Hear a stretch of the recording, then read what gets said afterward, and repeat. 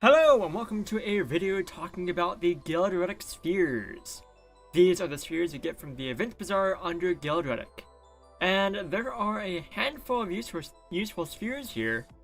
But only like a handful. Most of these spheres you're just not going to bother with unless you're going for like clearing out every single bit of the Event Bazaar. At least the stuff that doesn't come back every month. So without further ado, let's talk about these spheres. Now, all these spheres, except for one, have one thing in common, and that's that they get additional effects if they're attached to units in the middle of a guild raid. At the present moment, guild raids are not going on, so these additional effects won't be taken into account.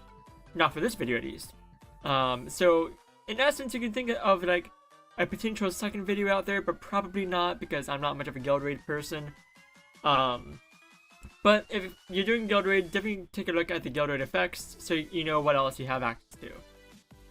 So how do you get these? How do you get Guild Relics? How do you get those to actually get those spheres?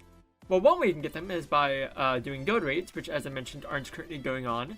Another way, the more efficient way in my opinion, is to spend various other tokens at the Event Bazaar to get Guild Relics. And probably the easiest one to get is the Ore Shards from RC7.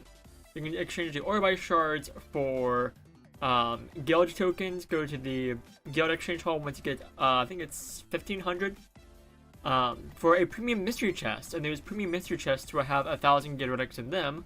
Or you can exchange 3000 Ore Shards for 1000 guild relics. So there are ways of getting them. You can also use the exalted tokens for guild relics, so you can get more of these spheres a lot more quickly. And keep in mind that there's at least one unit you want to pick up from the Guild Relic Event Bazaar before you get any of these spheres, because she's a really great unit. So with that out of the way, what do these spheres do? What are these spheres and what do they do? Well, let's start with the odd one out, the one that doesn't have any Guild Raid effects, Apex Steerwheel. Now this is kind of a very niche-to use sphere. All of its effects are either not useful or have other ways of accomplishing it. The DOT mitigation is very nice. You can probably pair it up with more DOT mitigation from other units, so you have even less DOT you're taking. But it's just ultimately not useful because, as I mentioned, there are units that have DOT mitigation on their BB SBB, or they just purge it with their UBB. Sensitive mitigation is not useful in of itself. Like, yeah, it's kind of nice to have, like, if you need it for, let's say, Vortex Arena, because they have extra skills are not allowed. Yeah, sure, maybe, if you want, but you're not getting much out of this sphere outside of the size of negation for that reason. So there are better spheres to go for, such as Masked Steerwheel and Lament of Dread, which not only gives you status element negation for that unit, but it also adds to their BB SBB status element removal. So not only are you getting rid of status elements for yourself for that unit, they're also getting rid of status elements on the other units with their BB SBB, so it winds up being just infinitely more useful. And then the last effect that's worth talking about that's, again, kind of has other ways of getting around it. Turn skip duration reduction by 1 turn. Just take Tavarius with you, either your own or a friend, because Tavarius is basically immune to turn skip himself. He has the same effect but for 3 turns. Turn skip duration reduction by 3 turns for himself on his extra skill. And then on his UBB, he also has Turn Skip Purge for all allies added to his UBB. So, yeah, Tavarius just winds up making this sphere just completely useless in general, so not really a good sphere to go for. And now getting into the spheres that actually have Guild Raid effects, but again, we're not going over that. Voodoo Doll doesn't do anything. I mean, yeah, okay, it does stuff, it clearly has effects, but like, the BB attack damage boost is not super great. It's 350%, which is pointless because like you're getting such a higher percentage with just regular SBBs in general. So like you're not getting a whole lot more damage out of that. The conditional effect, you have to do something before you get the effect. Conditional effects are just kind of not good because like you're not gonna get that from the get-go, which makes it just a worse sphere in general. And so yeah, Voodoo Doll basically does nothing and just no point in really worrying about it. So, up next we have the Jubilee Orb, which is actually a fairly good sphere. It has an actually useful effect. 150% boost to spark damage. But that's it. So if you just need the spark damage, okay, cool. But typically you want to get more good effects out of your spheres than just one good effect. So it's an okay sphere because, you know, that's more damage. It's just more damage. What more could you want? More damage. That's what more you could want. So it's a decent sphere. It has an actually good effect that, you know, you can't scoff at. Next up we have the Crusader Medal, which is actually it's a decent sphere. 175% boost to crit damage, which is pretty good. Crit damage does have a cap on like spark damage, so it just means you're gonna hit that crit cap much quicker with this sphere if you're not already meeting it with your other units' effects, their BBs, SBBs, extra skills, unit skills, all that. It also has a 46 BC on crit, which is kind of overshadowed with BC on spark. BC on crit's not that great because you're not likely to crit all the time, unless you have your crit rate to 100%. But even then, you're going to spark more often than you're going to crit. So, BC on spark is just more useful. It's a lot more readily available. So, Crusader Medal is a decent sphere. You are getting more damage out of it, and you are getting more BB gauge fill. But it's just ultimately like a little bit overshadowed. And there are better critical spheres out there than this, if this even is a critical sphere. It should be if it's not. Next up, we have the Sakura Medal.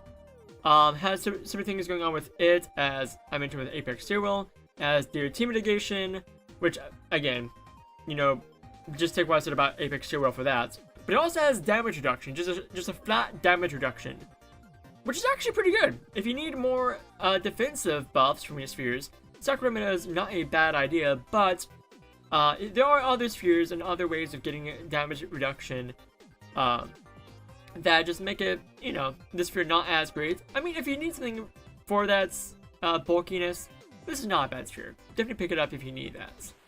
But definitely like lower on my list of priority. Next up we have the Shining Medal, which only has one good effect in my opinion, and even then, it's not that great for a sphere. BC on Spark! Now you might be saying, wait, BC on Spark? I thought that was an amazing effect. And it is! Not for a sphere. Because you're getting it BC on Spark on just one unit. And you can only get one Shining Medal, so that's only one unit that's going to have that BC on Spark. So if you want your entire squad to have BC on Spark, you basically need to get that from a unit's BB or SBB.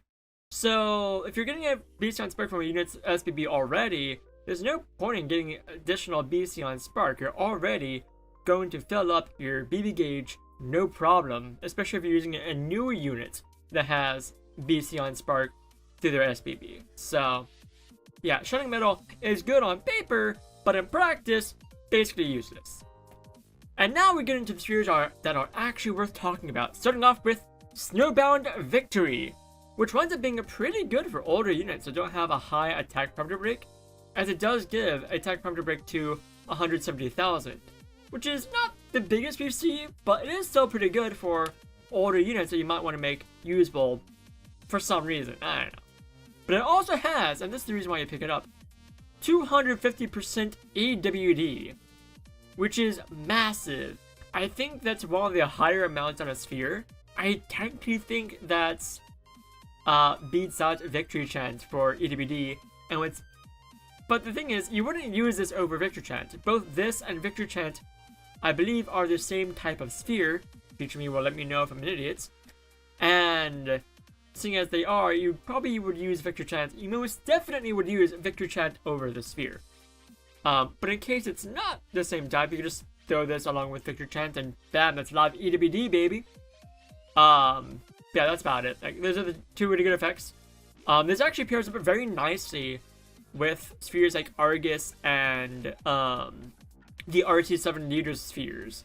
So like Giselle, Reparatrix, Terra Express, Rana's Calling, all that. Because it does give you a higher attack boost, which it's attack based on HP. So yeah, it's very interesting. And the last two spheres are basically the same sphere, just for two different elements: Dusklight Medal and Infernal Bolt. Let's talk about Dusklight Medal first. 250% light and dark AWD, and 10% damage reduction from light and dark. Both of these are great. You get offensive with the EWD boost, and defensive with just a straight up damage reduction from light and dark. Which makes this a little bit more of a niche, not super niche, but like a more specialized sphere if you're going into content where you're fighting light and or dark enemies. Because you're taking less damage from them, but you're also doing more damage to them, seeing as you're probably using, you know, the stronger elements, let's be honest here. So it's super nice there, and it's also very nice in PvP as well, because again, that's damage reduction for light and dark. So if you're going into a Vortex Arena, we're using just one element. Hey, there we go. And then the EWD actually doesn't work for Vortex Arena, you're just going for that damage reduction at that point, but hey, it's there for PvE content. And Inferno Bolt is just Dusklight Medal, but instead of light and dark, it's fire and thunder. Exact same effects, just for fire and thunder instead. Which makes it also a really good sphere for just dealing more damage. And both of those spheres are, I believe, categorized as special spheres, which means you can actually put them alongside Victor Chance for more damage. So hey, there we go. To recap, the top 3 spheres I recommend to get are Snowbound Victory, Dusklight Medal, and Inferno Bolt. Probably the last 2 before Snowbound Victory, but hey, there we go. So that about does it. Thank you guys once again for visiting the Grand Guide Library. Hope to see you guys in the next video, and as always, the links to all of our social media and stuff are in the description down below. So that's it. See you guys next time. Bye bye!